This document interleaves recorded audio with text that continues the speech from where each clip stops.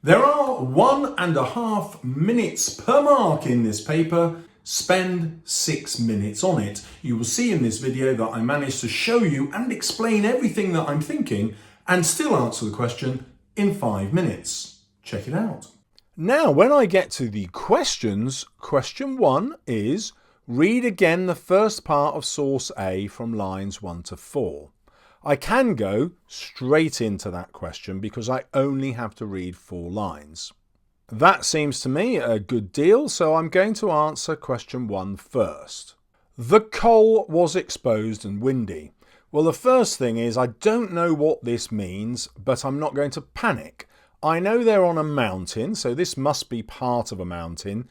Directly beneath us, the glacier we had walked up 5 days ago curved away towards the crevasses which led to base camp. Now, I might not know what crevasses are, but I do know there'll be other parts of the mountain which led to base camp. I know that that's probably where they were camping. Nearly 3,000 feet below us. Okay, so they're 3,000 feet above the base camp. It would take many long lowerings. What was a lowering? Well, if I go back up here, I know that Simon had to lower Joe down the mountain using a rope. So I know what the lowering is.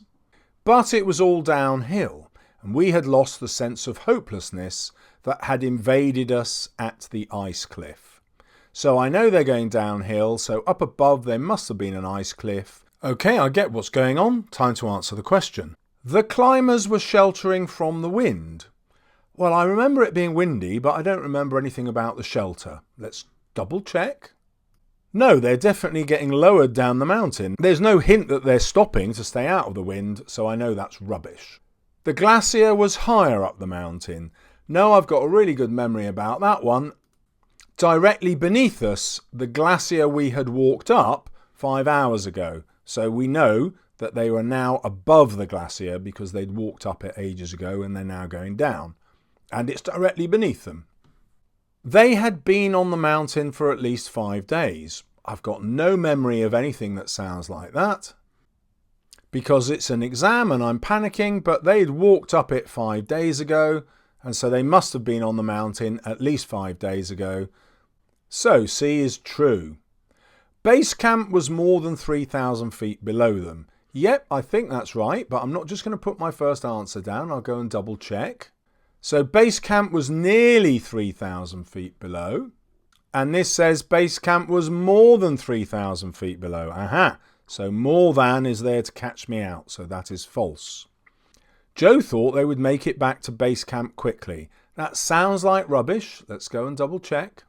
It would take many long lowerings. So that's the opposite of quickly. That must be false. There were no more uphill sections to climb.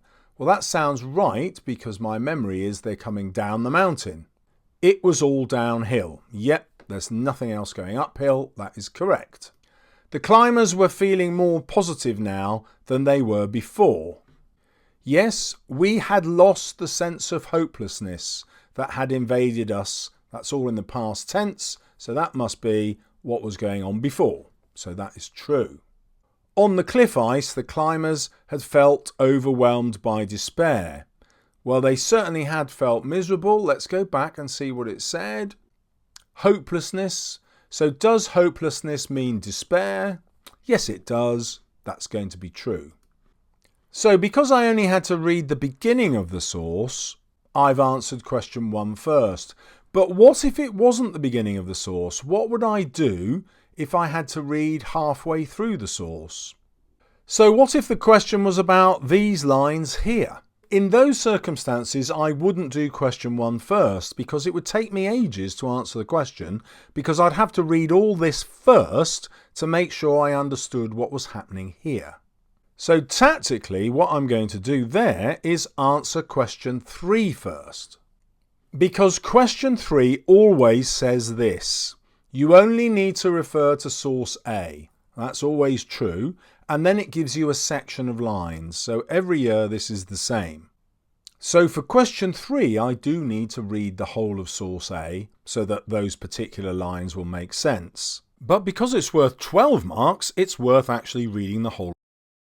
And then when I get to question 1, it doesn't matter where the lines have come from because I've read the whole source. Already in question 3, I can answer question 1 super quickly, just like I could in this example because they happen to be the first 4 lines.